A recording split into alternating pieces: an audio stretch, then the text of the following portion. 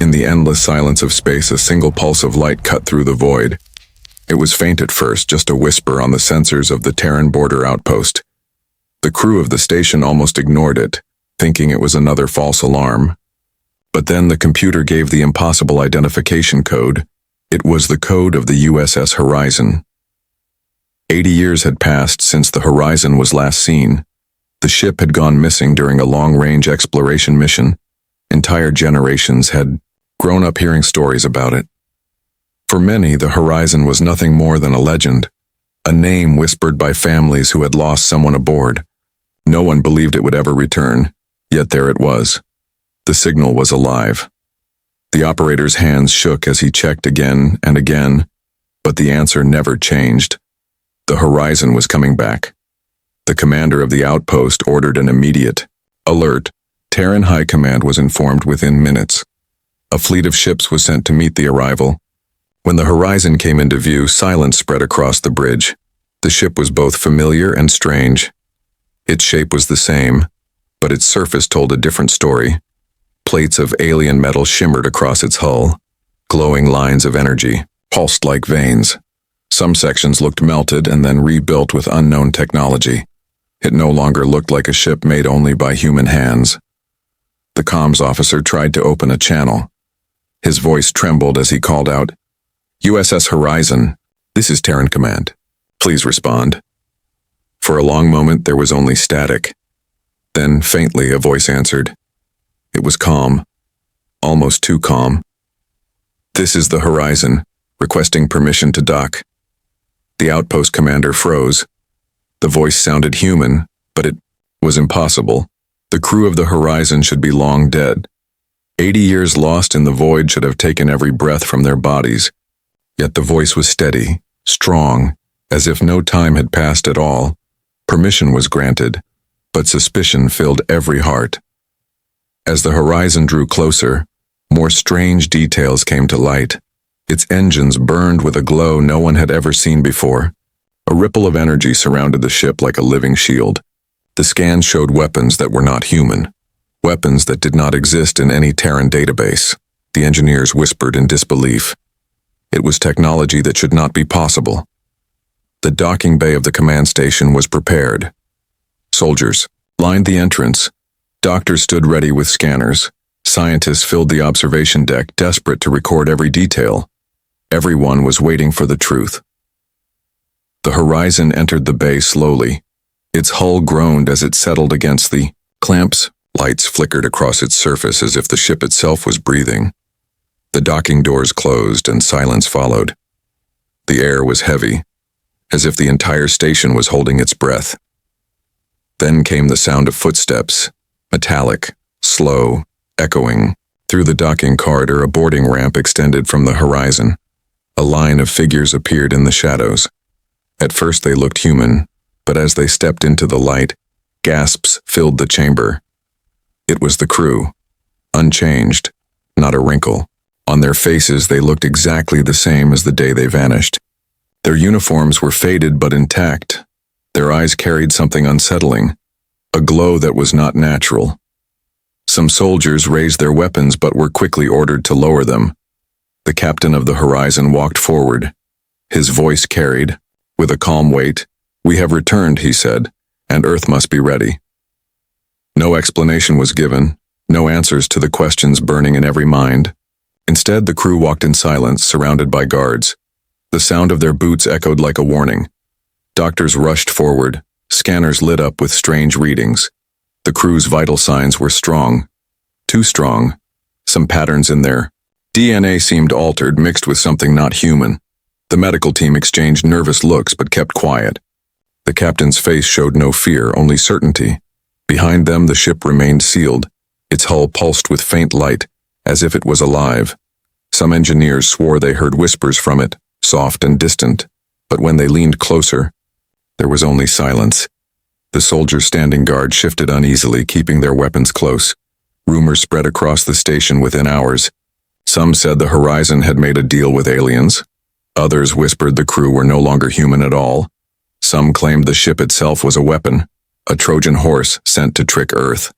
Every corner of the station buzzed with fear and curiosity, but one truth could not be denied. The lost Earth ship had returned, carrying technology that should not exist, carrying answers no one was ready to hear. And in the deep silence of space, something unseen was watching, waiting for Earth to make its choice. The docking bay was silent as the crew of the Horizon walked forward. Every eye followed them, every breath was held. For many soldiers and officers present, it felt less like they were witnessing a homecoming and more like they were watching ghosts return from the grave. These men and women had been declared dead nearly a century ago. Memorials had been built, names engraved in stone. Families had grieved and moved on, and yet here they stood in the flesh, alive, unchanged, and carrying an air that did not belong to ordinary humans. The captain of the Horizon was at the front, his face calm, his uniform faded but still recognizable. His eyes were steady and sharp, yet behind them was something unnatural, something that made people shift uncomfortably without knowing why. The other crew members followed in complete silence, their boots hitting the floor in perfect rhythm, not a single one breaking formation. It was a strange sight, too precise, too disciplined, as if they were no longer individuals but parts of a single machine. Some of the younger soldiers guarding them whispered nervously to one another, one muttering that it looked less like a returning crew and more like a ritual march. The officers quickly silenced them, but the unease grew heavier in the air. Doctors and scientists rushed in, scanners lighting up as they tried to record the condition of the crew. The readings caused more confusion than answers. The vital signs were strong, far stronger than what should be normal. Heart rates were perfectly stable, blood pressure flawless, oxygen levels in the blood abnormally high. Some of the medics muttered that the crew looked healthier than any human could possibly be. One doctor gasped when the DNA scans returned. The genetic code showed fragments that did not match standard human sequences. There were additions, changes, patterns that looked artificial, as if something had rewritten parts of them. The doctor tried to report this finding to the commanding officer, but the captain of the Horizon raised his hand, and with a voice calm but commanding, he said, "You do not need to be afraid. What we are will protect Earth, not harm it." His words should have reassured everyone, but instead, they only deepened the fear, because no one had asked if they were still human. The crew was escorted into secure quarters guarded at all times by heavily armed soldiers. The soldiers themselves were uneasy. None of them wanted to be the first to test what these people could do, but orders were orders. In the mess hall of the station, whispers began spreading like fire. Some believed the Horizon had found an alien civilization that offered them immortality in exchange for loyalty. Others swore that the crew had died long ago, and what walked among them now were only shells wearing human faces. A few suggested the most frightening idea of all, that maybe the Horizon crew had not returned by choice, but had been sent back as a warning or as a weapon. Inside the restricted docking bay, engineers tried to explore the Horizon itself, but the ship resisted every attempt. Its doors would not open, its systems would not respond to human commands. The hull pulsed with faint energy, and when one of the engineers placed his hand against the strange glowing metal, he claimed he heard whispers in his head, words in a language he did not know yet somehow understood. The man collapsed seconds later, trembling, unable to speak. He was carried away to the medical ward, his mind broken by whatever he had touched. The rest of the team backed away, terrified to try again. It was clear now that the ship itself was more than metal and wires. It was alive, and it was guarding its secrets in the council chambers aboard the station. High-ranking Terran officers and scientists debated furiously. Some demanded the crew of the Horizon be interrogated at once to reveal where they had been and who had given them such technology. Others argued that the crew might not even know, that they were simply carriers of something far beyond human understanding. The politicians watching from Earth saw opportunity. They saw power. If the Horizon truly carried technology greater than the galaxy had ever seen, then Earth could rise from a small frontier world to a power that even the alien empires would fear. Yet others in the room warned of danger. They argued that if this technology did not belong to Earth, then surely someone out there would come to claim it, and Earth would face destruction unlike anything it had seen before. Meanwhile, the crew of the Horizon remained silent. They did not speak unless spoken to, and even then their words were short, measured, carefully chosen. When asked where they had been all these years, the captain only replied, "We have seen the place beyond the stars, where light itself bends and time has no meaning." When pressed for more details, he simply shook his head and said, "The truth is not ready for you, not yet." His crew stood behind him, expressionless, as if waiting for a signal only they could understand. The silence was more frightening than any open threat because it left everyone guessing. Days passed, but the mystery only deepened. The medical team continued their research in secret, and what they found shocked them. The crew's cells were regenerating at an impossible rate. Aging had stopped completely. Wounds healed within minutes. The doctors debated whether they were still human at all, or if they had crossed into something else, perhaps something that could no longer die. This discovery was kept hidden from the public, but rumors began leaking, and with every whisper, fear spread wider.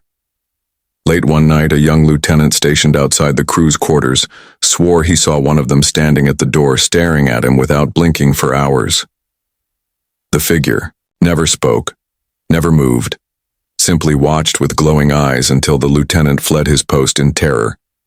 Others reported hearing voices when they passed by the crew's rooms, soft chants or murmurs that faded the moment they tried to listen. Closely, the command staff dismissed these as nerves and exhaustion, but privately they were unsettled too. The tension reached its peak when the Horizon itself began to hum, deep vibrations echoing through the station, alarms blaring as sensors tried and failed to identify the source. The ship was calling to something, or perhaps something was calling to it. The crew of the Horizon rose to their feet at the exact same moment, every one of them, as if responding to a command only they could hear. Their captain looked at the guards around them and with a faint smile said, "It has begun." No one understood his words, but everyone felt the dread in their bones. The truth was now undeniable. The lost Earth ship had not just returned with survivors. It had returned with something else, something that had changed them forever. And though they stood in human flesh, though their voices still spoke human words, they carried within them a secret that belonged to the stars, a secret that could either save Earth from destruction or doom it beyond repair. Inside the restricted hangar where the Horizon rested, the silence was thick, broken only by the soft hum of alien energy coursing through its hull. The station's brightest engineers and scientists stood at a distance, hesitant to approach, yet unable to resist the call of discovery. They knew this ship contained secrets beyond human imagination. For generations, Terran science had advanced slowly, step by step, reaching the stars but always remaining far behind the great alien empires. Humanity was young in the galaxy, a species still underestimated, but now, standing before this ancient ghost of Earth reborn with impossible technology, they felt that the balance of power might shift forever. The first attempts to penetrate the Horizon systems had ended in failure. Panels that should have opened by force refused to yield. Energy scanners sent bursts of radiation only to be deflected back. Computers that tried to interface with the ship shorted out as if a will inside the vessel was rejecting every intrusion. But persistence was stronger than fear. At last, under the careful supervision of the captain of the station, a team managed to breach one of the lower compartments using a plasma cutter reinforced with magnetic fields. Sparks flew as the glowing door peeled away, and behind it, they found a chamber unlike anything they had ever seen. The room pulsed with faint blue light, the walls covered in patterns of energy that seemed alive. In the center stood a cube, nearly the height of a man, floating above the floor without support. It was black at first glance, but as the eyes focused, it shimmered with endless depth, as if inside it were stars, nebulae, and galaxies in miniature. The cube hummed gently, a sound so low it made the bones vibrate. Engineers stared. In awe, scientists whispered prayers. No one understood what it was, but every instinct screamed that it was not a machine built by human hands. When one of the younger scientists stretched out her hand and brushed against the surface, her body froze, and her eyes widened in terror. For a few seconds she stood still, her mouth open but no words escaping. Then she fell back, screaming. The medics rushed in, holding her down as she shook violently. When she calmed, she whispered that she had seen visions. Worlds unknown, stars dying, ships burning. And in the middle of it all, a shadow stretching across the galaxy. She begged to be taken away, refusing to ever go near the cube again. The others grew pale, yet none of them could deny the pull of curiosity. As the research deepened, more strange discoveries were made. The horizon was filled with weapons that no blueprint in the Terran archives could explain. There were cannons that bent beams of energy into spirals that tore through steel. There were shields that did not simply block fire but seemed to absorb it and release it back. Even the engines glowed with unnatural power, creating ripples in space that defied the known laws of physics. The engineers argued whether these technologies were stolen from aliens or gifted. Some insisted that such things were not even possible for any species in the galaxy, not even the great empires who had ruled the stars for millennia. If that was true, then the horizon carried something entirely new, something outside the boundaries of known science. Terran High Command convened in secret, debating the fate of this discovery. Some generals demanded that the technology be weaponized immediately. Earth had always lived under the shadow of stronger alien powers. The Council of Worlds treated humanity like children, unworthy of real influence. Now, they argued, was the chance to break free, to rise as an equal, to show the galaxy that Terrans would never kneel. Others in the chamber warned of caution. They spoke of stories whispered about forbidden relics, technology so dangerous that even the alien empires feared it. One diplomat recalled an ancient legend told by traders from the far rim, of weapons built by an extinct race that had destroyed themselves when they tried to use them. But the voices of ambition were louder, and the idea of power was intoxicating. While politicians and generals argued, the crew of the Horizon sat in silence under heavy guard. Their expressions never changed. Their eyes always watched, as if they knew every word being spoken in the council chambers even without being present. When the captain of the Horizon was finally questioned about the cube and the alien weapons, he simply gave a faint smile. "It was given to us," he said, his tone steady and unsettling. "It is not stolen. It is not ours. But it is meant for Earth, because the storm is coming, and without it, humanity will fall." His words sent a shiver through the room because he spoke with such certainty, such quiet conviction, as though he had already seen the future and knew there was no choice but to accept it. The scientists wanted to study the cube further, but it resisted them at every turn. When they brought scanning devices close, the cube pulsed brighter and the machines burned out. When they tried to move it, it refused to budge, as if it weighed more than the station itself. Yet when one of the Horizon's crew approached, the cube floated closer, humming in resonance with their presence. It responded to them like a living thing recognizing its master. The scientists realized then that no matter what they did, they could not control it. The technology was bonded to the Horizon's crew, and through them, perhaps to humanity itself. Late at night, in hidden corners of the station, the whispers grew louder, not just from the Horizon, but from the crew as well. Soldiers guarding them swore they heard chanting in strange tones, like songs without melody. The air grew colder when they passed by. Lights flickered, systems failed for no reason. Engineers muttered that the Horizon's engines were charging even though they had never been activated. It was as if the ship was alive and waiting for something, and in the dark silence the crew sometimes smiled faintly, as if hearing voices no one else could hear. Then came the warning, across the Terran border. Long-range scanners detected the arrival of alien warships, not one or two, but dozens. They were moving in formation, advancing directly toward Earth's sector. Their transmission was clear and filled with anger. The Galactic Council had learned of the Horizon's return, and they declared that Earth was in violation of the oldest laws of the stars.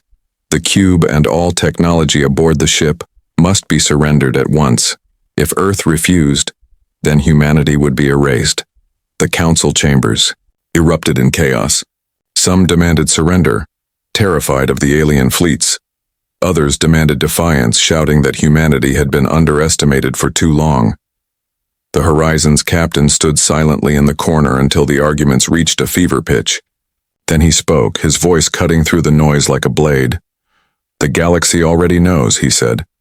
"They will come, no matter what you choose. But remember this, if you give up the gift, you give up your future, and Earth will be broken before it can rise." His words carried weight like prophecy, and no one dared to argue. The station fell into uneasy silence. The cube pulsed brighter, glowing like a star trapped in metal. The Horizon's crew stood in stillness, their eyes reflecting the strange light. For the first time, the people of Earth realized the truth. They had been given a weapon, a key, a burden, and a promise.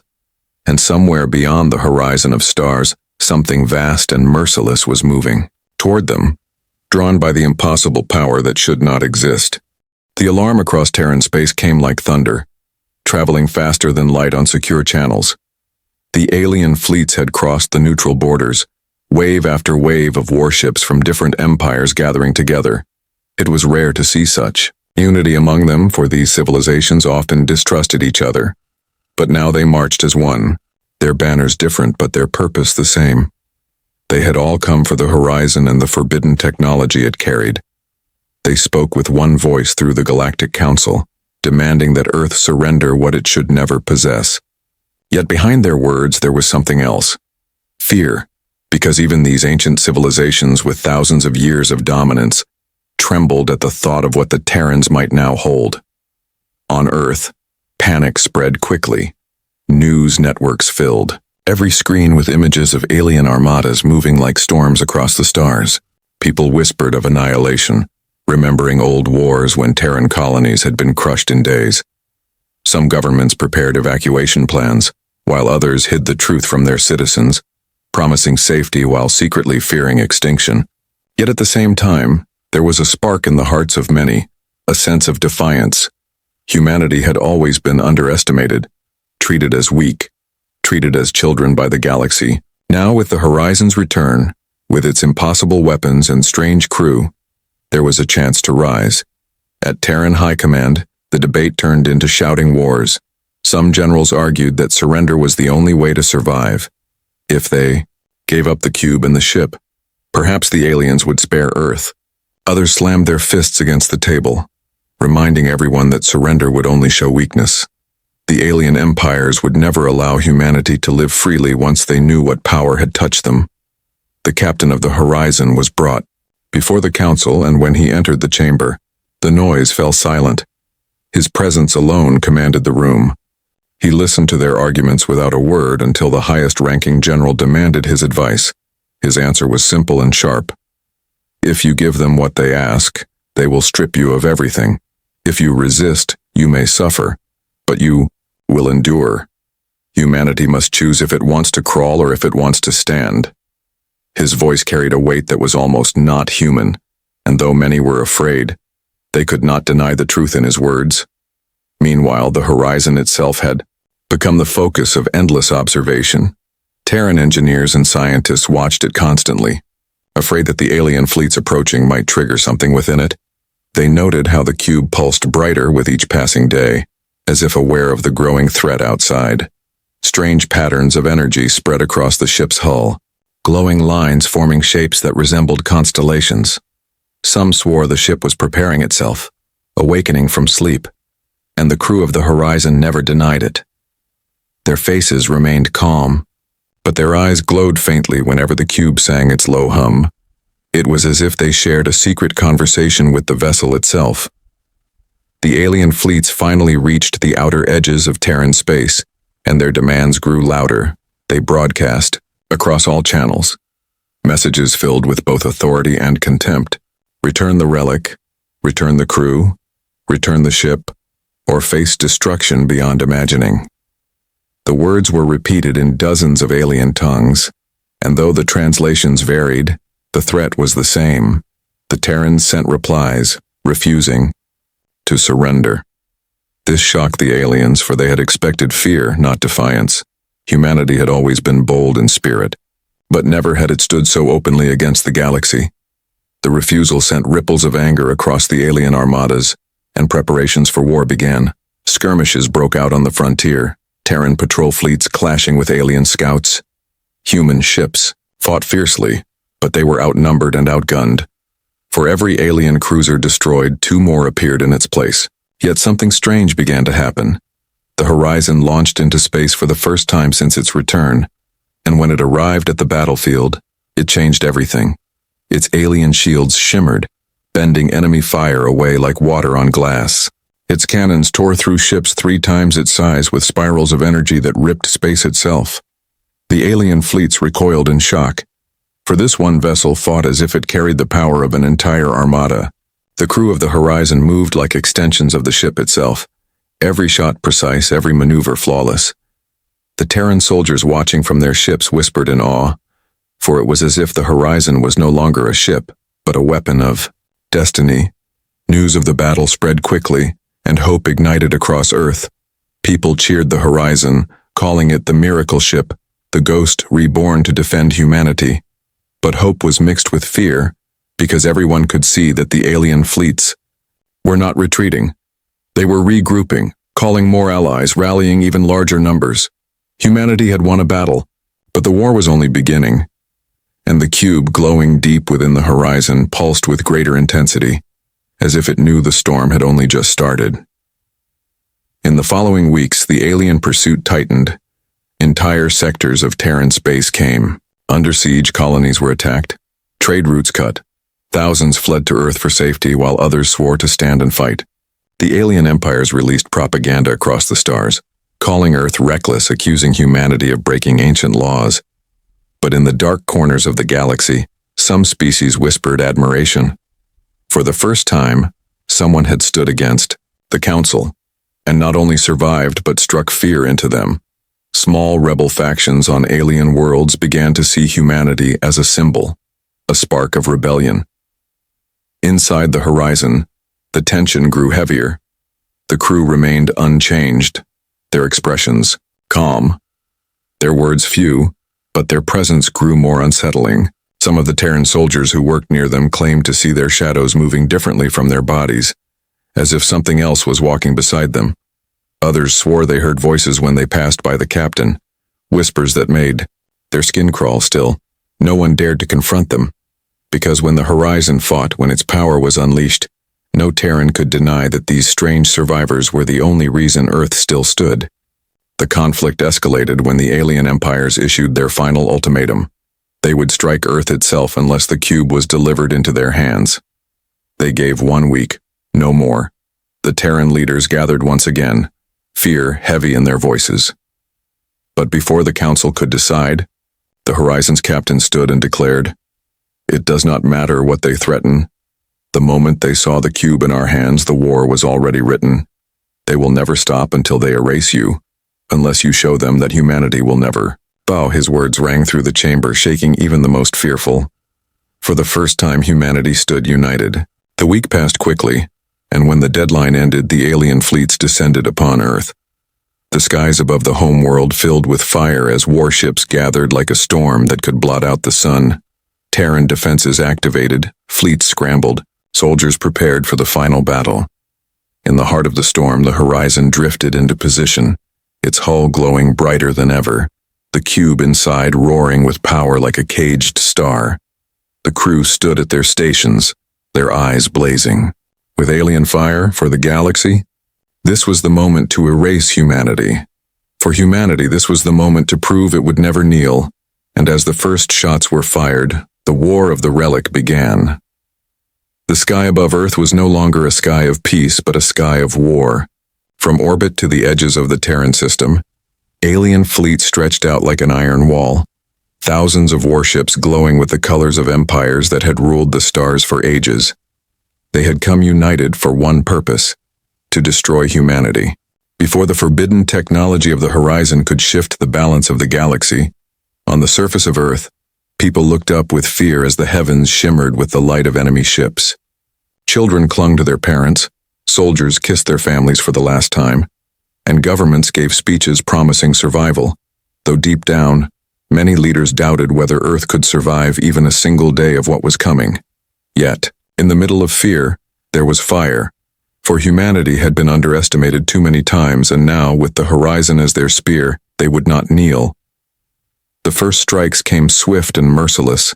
Alien fleets launched wave after wave of plasma and kinetic fire, turning the outer defense satellites of Earth into burning fragments.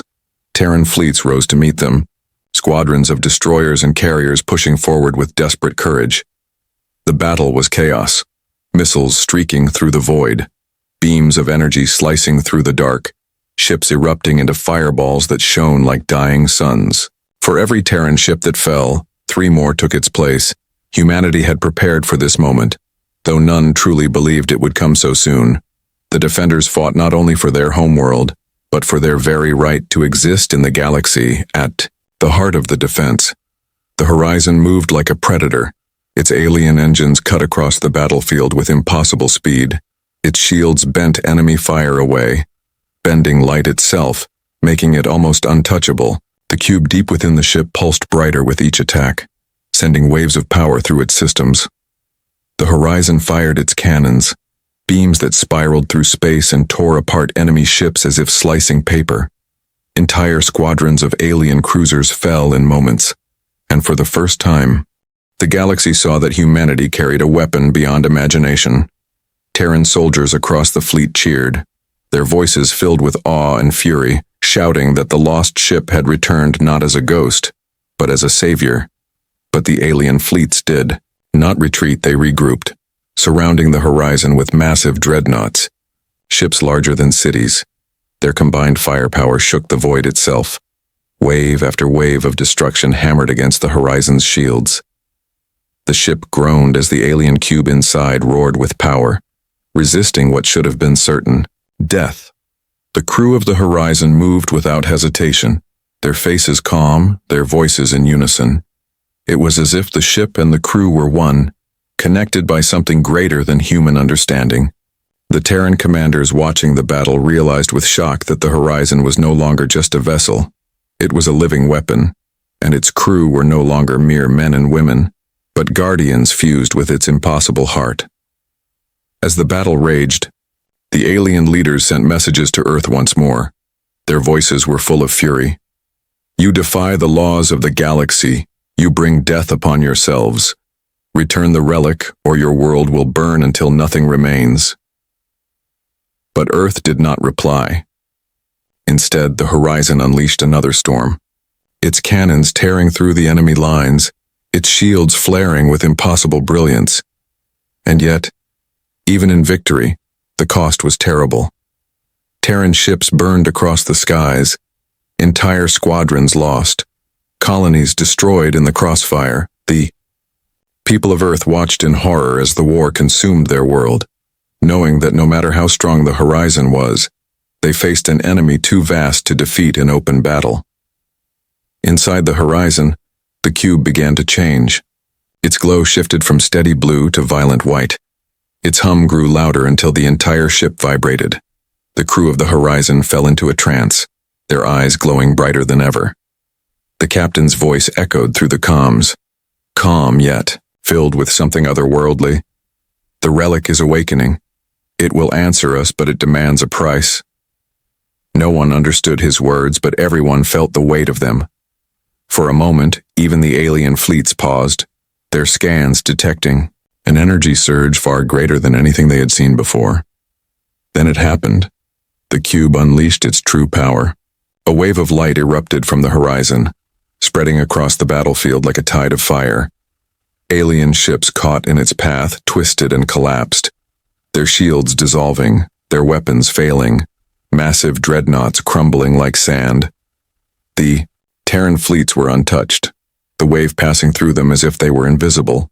Soldiers on every human ship shouted in disbelief as the impossible became real.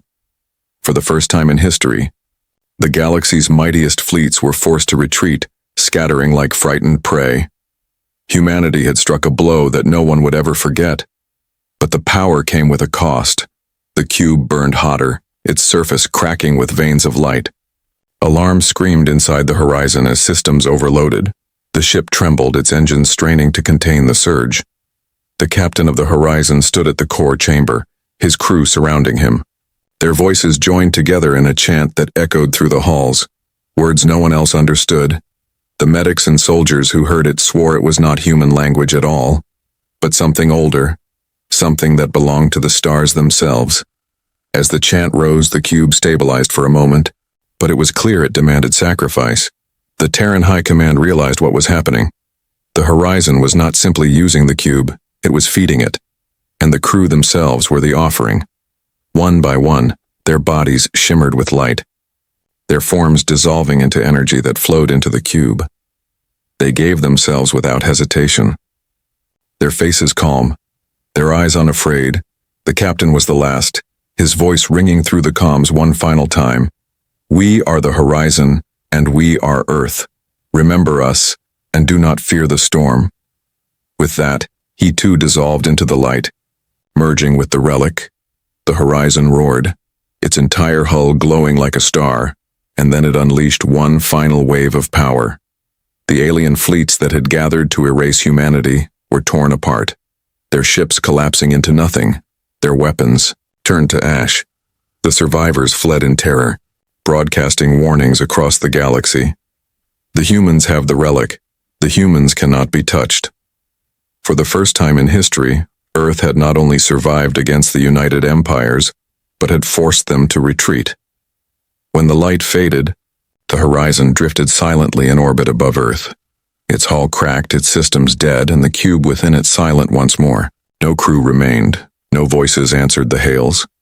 Only fragments of the relic remained, scattered across the ship like broken pieces of a star. Terran scientists rushed to study them, desperate to unlock even a fraction of their secrets. Yet none could ignore the truth. The Horizon had won the war, but it had vanished once more, its crew gone, their sacrifice the price of survival. On Earth, people wept and cheered, mourning the loss of heroes while celebrating the impossible victory. Statues were built, songs were written, and the story of the Horizon spread like fire across every colony. Humanity was no longer the child of the galaxy. It had faced the storm, and though scarred, it had endured for generations to come. The memory of the Horizon's last stand would burn as a warning and a promise, a tale whispered to every star that humanity may be small, but it will never bow. The war was over, yet the silence that followed was heavier than the roar of battle. Across the Terran system, debris of alien fleets drifted like shattered monuments to the fury of the Horizon. Earth had survived what should have been its extinction, but victory came at a price that few could bear. The Horizon floated broken above the homeworld, its once glowing hull dark, its systems dead, and its crew gone. No voices answered hails, no figures emerged from its corridors. The ship that had carried humanity to survival had given everything, and now it was nothing but a silent tomb. On Earth, celebrations mixed with grief. People filled the streets, chanting the name of the Horizon, hailing its return and sacrifice. Statues were erected almost overnight, songs written and speeches made. Politicians declared the battle as proof that humanity was destined for greatness, that the galaxy would never again look down upon Terrans. But behind closed doors in the councils of power there was fear, because the relic, though shattered, still remained. Fragments of the cube had survived the final surge, pieces that still glowed faintly, humming with power beyond measure. Scientists studied them day and night, desperate to unlock their secrets. Some argued they should be destroyed before they brought more danger. Others whispered that this was the key to a new era, and that with the relic's knowledge, Earth could rise not as a survivor but as a ruler. The debates grew more heated with each passing day. Military leaders saw the relic as the foundation for a new armada, ships infused with alien energy, weapons capable of shattering empires. The politicians saw influence, bargaining power that would force the alien council to recognize Earth as an equal. The scientists dreamed of discovery, of advancing medicine, travel, and energy in ways never imagined. Yet in the shadows of these ambitions lay a darker truth. Humanity was now holding something the entire galaxy feared, and fear always brought war. The alien empires may have retreated, but they had not been destroyed. Already spies whispered that fleets were gathering again, that strategies were being drawn, Not for open war this time, but for covert strikes, sabotage, and manipulation. In the midst of this storm, a mystery deepened, for even though the crew of the Horizon had dissolved into light, strange signals began to echo across deep space. At first they were faint, dismissed as interference, but soon they grew clearer. The codes matched Terran design, yet the ships they came from had been lost decades ago. Other vanished Earth vessels, long thought destroyed, were reappearing. Some drifted into range with strange alterations, their hulls covered in alien patterns, their systems running on energy no human could understand. Others sent no crew at all, only silence, as if they were shells guided by invisible hands. It was as though the galaxy itself had decided that the Horizon was not an anomaly, but the beginning of something larger. The whispers grew louder, not just in Terran space but across the galaxy. Alien traders spoke of Terran defiance with both awe and fear. Some oppressed species under alien empires saw humanity as a symbol, proof that the Great Council could be challenged. Others saw only danger, a reckless young species tampering with forces beyond comprehension. The galactic balance had shifted, and Earth now stood at the center of storms it could neither control nor escape. Within Terran High Command, the choice became clearer and more dangerous. They could attempt to use the fragments of the relic to build weapons and rise as a power feared across the stars. This path promised strength and survival, but also endless war, as the galaxy would never allow such power to spread unchecked. Or they could destroy the fragments, casting away the gift the Horizon had left them, choosing caution and humility. This path promised safety for now, but perhaps weakness in the long run. Humanity would remain small, always overshadowed, always vulnerable. And between these two extremes, there was a third, to study the relic in secret, to learn slowly, carefully, hoping to unlock its knowledge without drawing the full wrath of the galaxy again. Yet even as the leaders debated, strange things began to happen. Citizens across Earth reported dreams, visions of stars and battles, of voices whispering warnings in the night. Some believed the spirits of the Horizon's crew lived on, guiding humanity from beyond. Others feared that the cube's fragments were infecting minds, planting seeds of something alien within them. In remote colonies, children were born with unusual abilities, sharper senses, faster healing, uncanny intelligence. Doctors argued whether this was natural evolution or something left behind by the relic's energy surge. Whatever the truth, it was undeniable that humanity itself was changing. Slowly but surely, the greatest twist came weeks later, when long-range sensors detected a faint signal far beyond known space. It carried the same signature as the Horizon, but distorted, fragmented, as though it came from another layer of reality. The message was short, but it froze every commander and scientist who heard it. "We are not gone. We are waiting. The storm has only begun." For days, the transmission was analyzed, repeated, confirmed, and yet no one could explain it. The crew of the Horizon, who had dissolved into light before everyone's eyes, were reaching out from somewhere, perhaps from the cube itself, perhaps from a place beyond understanding. This revelation struck the galaxy like thunder. The alien empires realized that humanity's relic was not destroyed, that its power still lived. Their fear returned tenfold, and with it came desperation. Some factions prepared to destroy Earth before the Horizon could rise again. Others sought to ally with humans, hoping to share in the power rather than fight against it. The galaxy fractured in its response, and Earth stood at the heart of it. All, the smallest of species, had become the greatest of threats, or perhaps the greatest of hopes. As the Terran leaders stood before their people, they knew that whatever choice they made would echo across the stars. Humanity could step forward, into an age of conquest, building fleets powered by forbidden relics and ruling through fear. Or they could seek unity, using the knowledge of the Horizon to defend themselves and inspire others. Or perhaps, as the whispers of the cube suggested, the choice was no longer theirs at all, for destiny had already been set in motion the moment the Horizon reappeared. The people of Earth did not know what path their leaders would take, but they knew one thing for certain. Humanity was no longer just a small voice in the galaxy. It had become a storm born from loss, sacrifice, and defiance. And though the horizon now floated silent above their world, it was not the end. It was the beginning of something far greater. Because in the dark void beyond the stars, signals continued to echo. More lost ships returning, more voices whispering, more storms gathering, and with every heartbeat of the galaxy, the legend of the horizon grew, not as a tale of survival, but as a warning and a promise that humanity could vanish, suffer and bleed, but it would always return, carrying fire that should not exist, carrying defiance that no empire could ever erase.